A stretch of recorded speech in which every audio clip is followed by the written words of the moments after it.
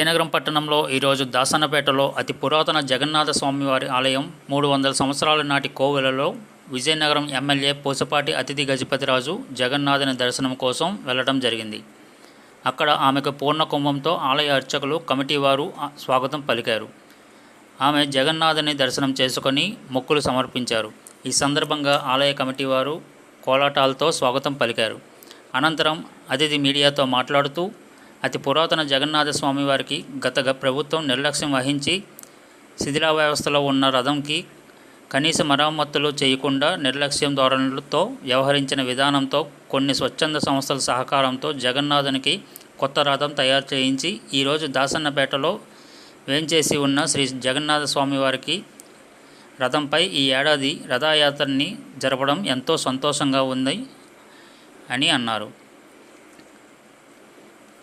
ఈ సందర్భంగా ఆమె జగన్నాథుని కృపా కటాక్షం అందరిపైన ఉండాలని, ఆ స్వామివారు నాకు మరింత శక్తినిచ్చి విజయనగరం ప్రజలకు సేవ చేసుకునేలా ఉండాలని ఆమె తెలిపారు.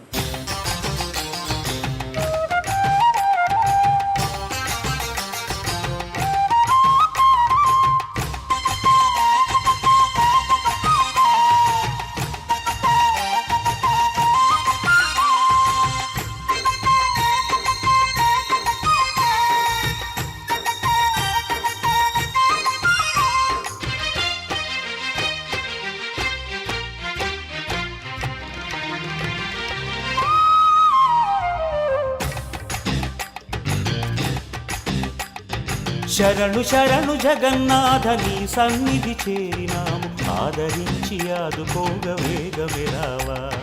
శరణు శరణు జగన్నాథ నీ సన్నిధి చేరినాము, ఆదరించి ఆదుకోగ వేగమే రావా. నీ భజనలనే చేసుకుంటూ తరించదము. శరణు శరణు జగన్నాథ నీ సన్నిధి చేరినాము, ఆదరించి ఆదుకోగ వేగమే రావా.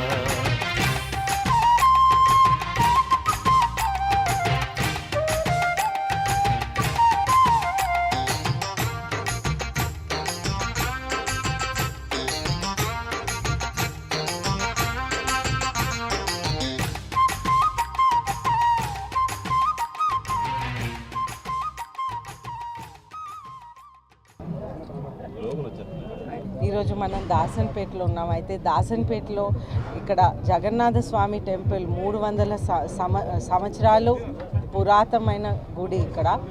అయితే ఈరోజు ఈ గుడిలో రథయాత్ర జరుగుతుంది.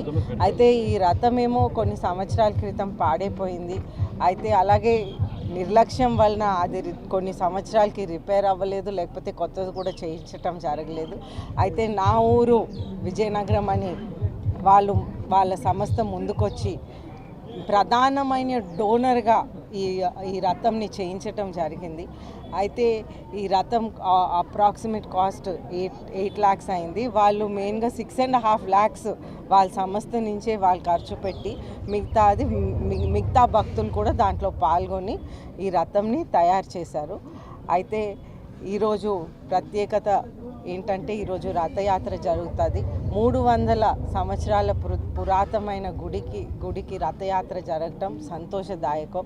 అలాగే ప్రజలందరూ పాల్గొని ఈ రథంని చేసి దైవభక్తితో మనం ముందుకు తీసుకువెళ్తున్నాం. అలాగే నేను దేవుడితో ప్రార్థిస్తున్నాను, నాకు మరింత శక్తి ఇచ్చి మన విజయనగరం ప్రజల కోసం సేవ చేయాలని అవకాశం ఇవ్వాలని కోరుకుంటూ సెలవు తీసుకుంటాను.